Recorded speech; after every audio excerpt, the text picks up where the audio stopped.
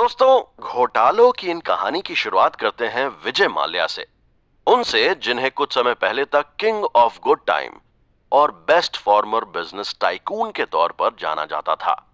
वैसे विजय माल्या को इंडिया में कौन नहीं जानता।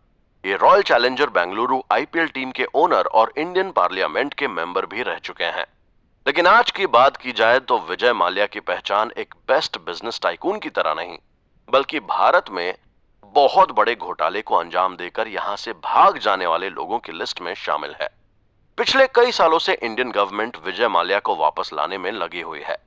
न सिर्फ इंडियन गवर्नमेंट बल्कि इनके पीछे तो बैंक लेंडर्स और सीबीआई भी पड़ी हुई है। ये फर्जीवाड़ा की दुनिया में एक ऐसा नाम है जो भारत के 17 अलग अलग बैंकों से 9,000 करोड़ का बैंक लोन लेकर उसे ना चुका पाने के कारण विदेश भाग चुके हैं। न सिर्फ बैंक लोन बल्कि इनका नाम तो मनी लॉन्ड्रिंग और फ्रॉड के लिए भी जाना जाता है। पिछले कुछ ही साल की बात है जब विजय माल्या के ऊपर 9,000 करोड़ के लोन अमाउंट की बात सामने आते ही इन्फोर्समेंट डायरेक्टरी ने इनके ऊपर मनी लॉन्ड्रिंग का चार्जशीट फाइल कर दिया था और अरेस्ट होने के डर से माल्या साहब भारत छोड़कर ब्रिटेन चले गए। अब ये साहब तो ब्रिटेन भाग गए हैं, लेकिन जाते जाते इंडियन गवर्नमेंट के ऊपर सवालों का सिलसिला छोड़ गए। तो सवाल ये उठते हैं कि क्या विजय माल्या या फिर नीरव मोदी फाइनेंशियल फ्रॉड करने के बाद अक्सर लंदन ही क्यों जाते हैं, और वो कौन से कारण हैं जो भारत सरकार इन स्कैमर्स को लंदन से वापस नहीं ला पाती? क्यों इन्हें सजा नहीं मिल पाती? क्यों लंदन की सरकार इन्हें सपोर्ट करती है, ये जानते हुए भी कि ये स्कैमर्स अपने ही देश का बहुत बड़ा नुकसान कर लंदन में छिपने आए हैं? न सिर्फ भारतीय सरकार बल्कि इस सवाल का जवाब तो लंदन की गवर्नमेंट भी खुलकर नहीं देना चाहती है। इसीलिए 22 अप्रैल 2022 को तब के यूके के प्राइम मिनिस्टर बोरिस जॉनसन ने इंटरनेशनल मीडिया के सामने खुलकर एक बात कही। उन्होंने कहा कि यूके की गवर्नमेंट इन इकोनॉमिक स्कैमर्स जैसे नीरव मोदी और विजय माल्या के खिलाफ एक्स्ट्राडिशन ऑर्डर जारी कर चुकी है। लेकिन उन्होंने साथ में यह भी कहा कि कुछ लीगल टेक्निकलिटीज इस टास्क को उनके लिए डिफिकल्ट बना रही हैं। अब अगर आपको एक्स्ट्राडिशन ऑर्डर का मतलब समझ में नहीं आया तो हम आपको बता दें कि जब एक देश में कोई भी आदमी किसी भी तरह का घोटाला या फिर क्राइम करने के बाद दूसरे देश भागकर चला जाता है, उनको वापस उनकी होम कंट्री भेजने के लिए दूसरी कंट्री के द्वारा जो ऑर्डर पास किया जाता है उसे ही एक्स्ट्राडिशन ऑर्डर कहा जाता है। तो 22 अप्रैल 2022 को एक प्रेस कॉन्फ्रेंस के दौरान उस टाइम के यूके के प्राइम मिनिस्टर ने खोलकर सबके सामने इस बात को कबूला कि हम भारत से इंडियन टैलेंट का वेलकम करते हैं, ऐसे इकोनॉमिक स्कैमर्स का बिल्कुल भी नहीं जो अपनी कंट्री का नुकसान कर छिपने के इरादे से हमारे देश आ चुके हैं। एक तरह से ये हमारे कानून का गलत फायदा उठा रहे हैं। UK prime minister Boris Johnson का ये स्टेटमेंट साफ तौर पर जाहिर करता है कि यूके गवर्नमेंट भी इंडिया से भागकर आए स्कैमर्स को अपने देश में छुपाना नहीं चाहती है। वो भी इन्हें वापस इंडिया भेजना चाहती है ताकि इन्हें अपने किए गए कामों की सजा मिल सके। पर यहां पर यूके के प्राइम मिनिस्टर ने कुछ लीगल टेक्निकलिटीज के बारे में बात की।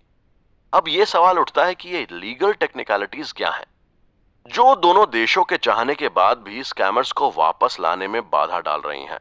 और इसके साथ ही एक और सवाल जो सामने उभर कर आता है वो ये है कि स्कैमर्स अक्सर लंदन ही भागकर क्यों जाते हैं। तो दोस्तों, दरअसल बहुत साल पहले भारत और लंदन के बीच एक समझौता हुआ था। यह समझौता हुआ था 1962 में, जिसे हम एक्स्ट्राडिशन एग्रीमेंट भी कहते हैं। इस एग्रीमेंट के तहत अगर कोई क्रिमिनल लंदन से इंडिया या फिर इंडिया से लंदन भागकर चला जाता है तो दूसरे देश की सरकार सिर्फ उस देश से यह रिक्वेस्ट कर सकती है कि वो इस क्रिमिनल को होम कंट्री वापस भेज दें, पर किसी भी तरह की जबरदस्ती के साथ उस क्रिमिनल को वापस नहीं लाया जा सकता। और हमारे क्रिमिनल जैसे कि नीरव मोदी और विजय माल्या इतने शातिर हो चुके हैं कि उन्होंने यूके गवर्नमेंट से ह्यूमन राइट की रिक्वेस्ट करते हुए खुद को सेव कर लिया है, क्योंकि ये जानते हैं कि 1962 में हुआ ये अग्रीमेंट इंडिया और यूके गवर्नमेंट दोनों के लिए बहुत मायने रखती है और चाह कर भी इंडियन गवर्नमेंट इस एग्रीमेंट के खिलाफ नहीं जा सकती है। इसीलिए अक्सर विजय माल्या और नीरव मोदी जैसे लोग अपनी तरफ से दलील देते हैं कि इंडियन जेल में फ्रेश वाटर और फ्रेश एयर तक नहीं है। विजय माल्या के शातिर दिमाग को तो हम समझ ही चुके हैं। अब चलिए माल्या की पूरी कहानी को समझते हैं और जानते हैं कि उन्होंने इतने बड़े स्कैम को आखिर अंजाम कैसे दिया। तो बात है 1983 की, जब माल्या सिर्फ 28 साल के हुआ करते थे। तब उन्होंने अपने फादर विट्ठल माल्या के पूरे बिजनेस को ऑक्यूपाई कर लिया था। उस समय से लेकर आगे कई सालों तक इनकी ग्रोथ बहुत अच्छी तरह से आगे बढ़ती चली गई। इनकी अपनी कंपनी यूनाइटेड ब्रूअरीज ग्रुप लगातार brewing, distilling, real estate, information technology, engineering, biotechnology, civil aviation, fertilizers, इन सब पर इन्वेस्ट कर रही थी और इनका सारा बिजनेस काफी स्मूथली चल रहा था। 1983 के डेटा की तरफ नजर घुमाएं तो यह मालूम पड़ता है कि तब इन्होंने अपने फादर के पूरे बिजनेस को संभाल लिया था। तो उस टाइम इनकी सेल्स वॉल्यूम 2.85 मिलियन की थी। यूबी बिजनेस ग्रुप के लिए 1983 का यह दौर एक गोल्डन पीरियड था और उस समय इस ग्रुप के चेयरमैन थे विजय माल्या। इन्होंने अपना एक बड़ा एम्पायर खड़ा करने के लिए बहुत मेहनत भी की। बहुत कोशिशों के बाद इन्होंने स्पोर्ट्स इंडस्ट्री में भी अपना नाम बनाया। और आप तो ये जानते ही होंगे कि विजय माल्या अपने होम टाउन कर्नाटका से राज्यसभा के सदस्य भी रह चुके हैं। यहां तक कि 2010 में विजय माल्या को एंटरप्रेन्योर ऑफ द ईयर का अवार्ड भी मिला था। इस तरह से विजय माल्या की जिंदगी में लगभग सब कुछ एकदम कमाल, ठीक ठाक चल रहा था। लेकिन उसी समय लिए गए एक गलत डिसीजन की वजह से उन्हें स्कैमर्स की जिंदगी जीनी पड़ रही है। दरअसल हुआ यह कि 2005 में माल्या ने किंगफिशर एयरलाइन की शुरुआत की। जल्द ही इस किंगफिशर एयरलाइन ने इतना ग्रो कर लिया कि यह अमीरों की स्टेटस सिंबल बन गई। इस एयरलाइन में इतनी स्पेशल सुविधाएं दी गईं जो उस समय किसी भी एयरलाइन में नहीं दी जाती थी। इसलिए ये खास लोगों की बहुत खास पसंद बनी हुई थी। विजय माल्या वहीं किंगफिशर को इंटरनेशनल एयरलाइन का दर्जा दिलाना चाहते थे, लेकिन हुआ यह कि कंपनी अपने 5 साल भी पूरे नहीं कर पाई, इसलिए इसे इंटरनेशनल रूट नहीं दिया गया। लेकिन विजय माल्या अपनी ख्वाबों की दुनिया में ही कुछ इस तरह दौड़ रहे थे कि इन्होंने एयर सहारा, जेट एयरवेज और एयर डेक्कन को खरीदना चाहा ताकि इनके बलबूते किंगफिशर को इंटरनेशनल रूट मिल सके।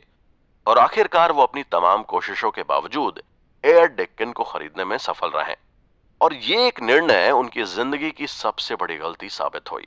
वो अपनी ख्वाबों को पाने के लिए बहुत तेजी से दौड़ रहे थे। विजय माल्या ने 2008 में किंगफिशर को एयर डेक्कन के सहारे इंटरनेशनल रूट में कन्वर्ट करने का अपना सपना भी पूरा कर लिया। तो कहा तो ये जाता है कि ना हाथी को खरीदना आसान है और ना हाथी को पालना आसान है, बल्कि ये सबसे ज्यादा मुश्किल है। और यही हुआ विजय माल्या के साथ भी। अब किंगफिशर और एयर डेक्कन के सिस्टम को मैनेज करने के लिए विजय माल्या ने बैंकों से लोन लेना शुरू कर दिया। अपने एविएशन बिजनेस को अच्छी तरह से आगे बढ़ाने के लिए इन्होंने भारत के 17 अलग अलग बैंकों से 9,000 करोड़ का लोन लिया। अब आप ये समझ चुके होंगे कि एसबीआई और ऐसे ही दूसरे इंडियन बैंकों को माल्या साहब 9,000 करोड़ का चूना लगा चुके हैं। इस लिस्ट में SBI, PNB, bank of Baroda, IDBI जैसे बड़े बड़े बैंक शामिल हैं। इस बैंक लोन घोटाले के अलावा भी विजय माल्या की कंपनी पैसेंजर से सर्विस टैक्स वसूलती थी, लेकिन आईटी अथॉरिटी के पास इसे जमा नहीं करवाया जा रहा था। इसके साथ ही विजय माल्या के ऊपर मनी लॉन्ड्रिंग के इल्जाम भी लगाए गए हैं। 2012 में हालात इतनी बिगड़ गई कि कंपनी अपने एम्प्लॉयज को सैलरी भी नहीं दे पा रही थी, बल्कि हम ये कह सकते हैं कि उस दौर में कंपनी आउट ऑफ कैश हो गई थी। फिर विजय माल्या के ख्वाबों की इस एविएशन कंपनी किंगफिशर को हालात के हाथों मजबूर होकर बंद होना पड़ा। माल्या ने कर्ज को चुकाने के लिए दूसरा कर्ज लिया और हालत इतनी खराब हो चुकी थी कि वो कर्ज के बोझ तले दबते चले गए। और फिर इन सब से पीछा छुड़ाने के लिए वो आखिरकार इस देश से फरार हो गए। तो कहा तो यह भी जाता है कि माल्या ने न सिर्फ अपने बिजनेस के लिए बल्कि अपने पर्सनल लाइफ को मैनेज करने के लिए भी बैंकों से लोन उठाया था। उन्होंने मनी लॉन्ड्रिंग और टैक्स से बचने के लिए बहुत सी शेल कंपनी लॉन्च की थी। यहां शेल कंपनी का मतलब अगर आप नहीं समझ पा रहे हैं तो हम आपको बता दें कि यह कंपनी सिर्फ बाहरी दिखावे के लिए होती है। ये कंपनी पेपर पे होती है और इसका रियल लाइफ से कोई संबंध नहीं होता है। इस शेल कंपनी के डमी डायरेक्टर, जो असल में सिर्फ नाम की कंपनी को डायरेक्ट कर रहे थे, वो भी इस फर्जीवाड़े में शामिल होते हैं। और ऐसे ही 7 अलग अलग शेल कंपनी की शुरुआत विजय माल्या ने न सिर्फ भारत बल्कि यूनाइटेड स्टेट, आयरलैंड, यूएस और फ्रांस में भी की थी। कुल मिलाकर हम ये कह सकते हैं कि 2012 किंगफिशर के लिए ब्लैक ईयर था और इसी साल आरबीआई ने किंगफिशर को एनपीए डिक्लेयर कर दिया। कंडीशन को देखते हुए किंगफिशर का लाइसेंस भी पूरी तरह से रद्द कर दिया गया। किंगफिशर की जर्नी तो यहां पर खत्म हो गई, वहीं इसके मालिक bank loan, income tax, money bond laundry के केस में फंस कर रह गए और उन्हें लंदन भागना पड़ा। विजय माल्या के खिलाफ 2 मार्च 2016 को मनी लॉन्ड्रिंग प्रिवेंशन एक्ट 2002 के अकॉर्डिंग अरेस्ट वारंट जारी किया गया, लेकिन तब तक वो लंदन भाग चुके थे।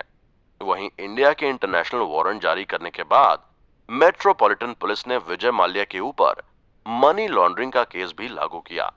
इंडिया के रिक्वेस्ट करने पर इंटरनेशनल पुलिस ने माल्या को अरेस्ट भी किया, लेकिन बाद में यूके गवर्नमेंट से उन्हें बेल मिल गई। यूके गवर्नमेंट ने विजय माल्या को लंदन में रहने की अनुमति दे दी।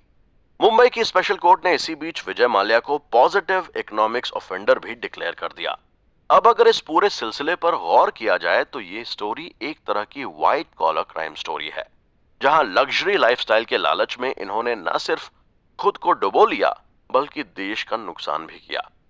माल्या के बारे में यह भी कहा जाता है कि ये हमेशा से एक रंगीन मिजाज इंसान रहे हैं, जिन्हें पार्टियों का बहुत शौक था। इनकी पार्टियों में महंगी से महंगी शराब परोसी जाती थी और जब तक सब कुछ सही चल रहा था तब तक कोई दिक्कत नहीं हुई, लेकिन जब इनकी फाइनेंशियल कंडीशन थोड़ी बिगड़ने लगी तब उनके कारनामे भी लोगों के सामने आने लगे।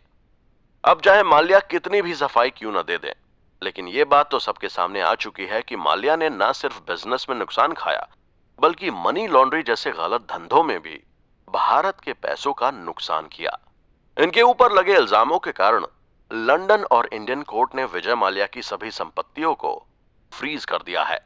बाद में उनके बहुत से बंगलों की नीलामी भी की गई, जिससे 10 करोड़ से ऊपर के कर्ज को खत्म किया गया, पर आज भी इनके ऊपर बहुत बड़े कर्ज का बोझ है। फरवरी 2018 को यूके सेक्रेटरी माल्या का एक्स्ट्राडिशन ऑर्डर पास कर चुके हैं, लेकिन अभी भी इंडिया और लंदन के बीच चल रही इस लीगल एग्रीमेंट के कारण देश का बहुत बड़ा नुकसान कर चुके माल्या लंदन में आराम की जिंदगी जी रहे हैं। अब सब कुछ एक तरीके से यूके गवर्नमेंट के हाथों में है। माल्या की कहानी तो दोस्तों आपने जान ली, लेकिन अगर आप सोच रहे होंगे कि स्कैमर की घोटालों की कहानी का यहीं पर एंड हो जाता है, तो आप थोड़ी से गलत हैं, क्योंकि ऐसे घोटालों की कहानी से भारत की यह जमीन भरी पड़ी है। तो चलिए विजय माल्या की तरह एक दूसरे बड़े स्कैमर की तरफ नजर घुमाते हैं और जानते हैं नीरव मोदी स्कैम के बारे में।